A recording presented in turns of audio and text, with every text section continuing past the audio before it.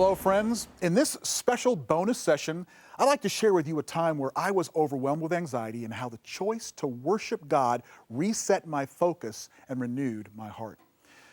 I was in my second year in college with a few months before my summer vacation. I was busy tending to my academic obligations, my extracurricular activities, engaged in campus relationships, involved in ministry opportunities. To be quite honest, I was relying on my own strength to resolve anxieties and worries that challenged me.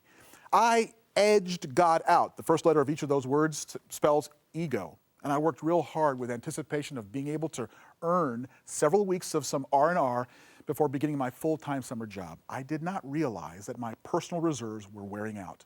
My salvation was the summer break. Then I got a call from the summer job telling me that they needed me to start as soon as I got home. There would be no 2 weeks break, there would be no vacation. All that I had worked for in my own strength, my goal apart from God, it fell apart, along with my peace of mind built on the shaky ground of my own efforts. I became overwhelmed with anxiety about how I was going to make it through. The fatigue, the worry, my failure, the reality that in my self-reliance I had actually abandoned God, all of that came flooding in on me, and it broke me. And I found myself weeping from a deep place I had not known before, an accumulation of the distorted view of God and a magnified view of myself. I was inconsolable. The Lord brought to mind the words of Jesus from Matthew 11, chapter 28 through 29. He says, "Come to me, all who labor and are heavy laden, and I will give you rest. Take my yoke upon you and learn from me, for I am gentle and lowly in heart, and you will find rest for your souls." That was me. And he found me in the mess that I had made, but invited me to move toward him in the opposite direction to where I was headed before. Now, as a musician and worship leader, music has always been one of the most powerful facilitators of worship for me. And somehow I made it to my LP player. Yep, I know, I played it when the dinosaurs were roaming the earth. But I came to the song of one of my favorite prophetic, inspirational Christian artists, the late Keith Green. And I played the song entitled, "When I Hear the Praises Start."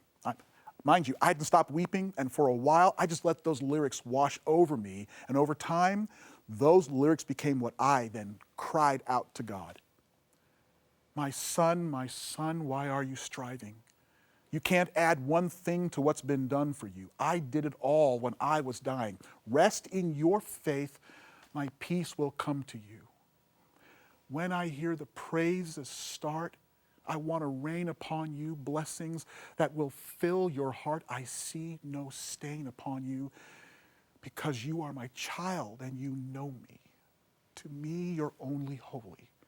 Nothing that you've done remains, only what you do for me. In that moment, I made the choice to worship God, confessing my sin, declaring his majesty and worth, expressing gratitude for his goodness in spite of my unfaithfulness, and offering my body, my life, as a living sacrifice again, all the while still weeping. And in that lonely, dark place, for me, the light of his peace came to me. He picked me up, gave me the resolve to realign my life to his leadership. I never did get those 2 weeks that I really wanted, but I did receive power and energy to work at my full-time summer job, plus taking on an interim pastorship of a church in Miami, Florida, ending that summer as one of the best summers of my life and a new view of the mercies of God. And it began with making the choice to worship him. How about you? Are you at the end of your rope? Overwhelmed with the weight of your worries or circumstances or poor choices you've made? Then let me encourage you. Accept the invitation of Jesus to come to him. Even now, make the choice to worship him. Allow me to suggest a few ways for you to engage God personally in worship. As soon as this video is done, find a meaningful favorite song of worship that expresses the goodness of God and sing those words out loud out of your anxiety to God. And don't worry if you're not in tune.